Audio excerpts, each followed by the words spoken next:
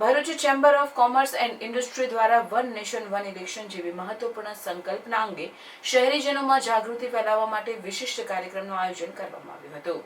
ભરૂચના college road પર આવેલા આત્મીય હોલ ખાતે ભરૂચ ચેમ્બર ઓફ કોમર્સના પ્રમુખ કિરણ મજમુદાર, ઉપપ્રમુખ અનિશ પરીખ સહિત અન્ય હોદ્દેદારોની ઉપસ્થિતિમાં યોજાયેલ આ વિશેષ કાર્યક્રમમાં પ્રખ્યાત સમાજવિદ અને વિચારક એવા પ્રવક્તા ડોક્ટર અનિલ પટેલે એક રાષ્ટ્ર એક ચૂંટણી વિષય પર પોતાના વિચાર વિમર્શ રજૂ કરી દેશની ચૂંટણી પ્રણાલીને વધુ સશક્ત અને વ્યવસ્થિત બનાવવાની દિશામાં આવી વિચારણા મહત્વપૂર્ણ બની રહેશે તેમ જણાવવા સાથે તેનાથી થનાર લાભ તેમજ તેના અમલ સાથેના પડકારો વિશે જણાવી આગામી 2034થી તેનો અમલ થાય તેવી સંભાવના પણ વ્યક્ત કરી હતી। ચેમ્બર દ્વારા આયોજિત કાર્યક્રમ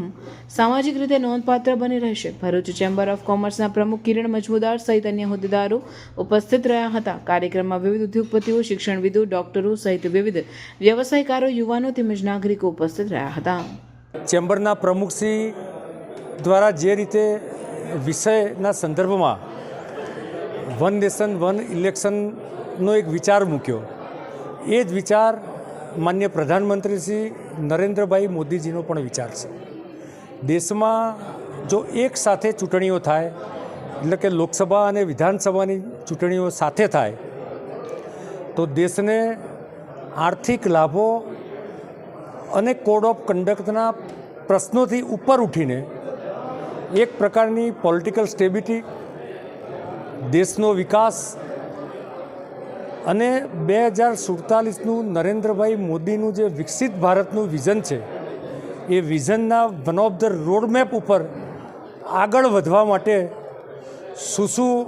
એના ફાયદા, શું ચેલેન્જીસ અને એનો અમલ કેવી રીતે થશે, એની એક વિસ્તૃત ચર્ચા આજે કરવામાં આવી। જે રીતે અત્યારે આ બિલ જેપીસીમાં ચર્ચામાં છે, એ બિલ આવનારા લોકસભાના ચોમાસું સત્રમાં આ બિલ 99% પેસ થશે એવું લાગે છે, સિવાય કે એની મુદત વધારવામાં આવે અને ત્યારબાદ કુલ મળીને અલગ અલગ પોલિટિકલ પાર્ટીઓ સાથેના, સ્ટેક હોલ્ડર સાથેના ડિસ્કશન પછી એક વ્યાપક પરામર્શ પછી સર્વસંમતિ બને એ પ્રકારનો સરકારનું પ્રયોજન છે, જેના કારણે 2029 પછી આ બિલની જ્યારે એક્ટ બનશે ત્યારે એની અસરો ચાલુ થશે અને 29થી 34ના 5 વર્ષના ગાળામાં લોકસભા અને વિધાનસભાની ચૂંટણીઓનું સાયકલ સિન્ક્રોનાઇઝ થશે। એટલે કે 2034થી દેશમાં બધી ચૂંટણીઓ વિધાનસભા, લોકસભાની સાથે થશે। વન નેશન વન ઇલેક્શનમાં અત્યારે જે બિલ છે એ પ્રમાણે લોકસભા અને દેશના બધા જ રાજ્યોની ચૂંટણીઓને આવરી લેવામાં આવશે।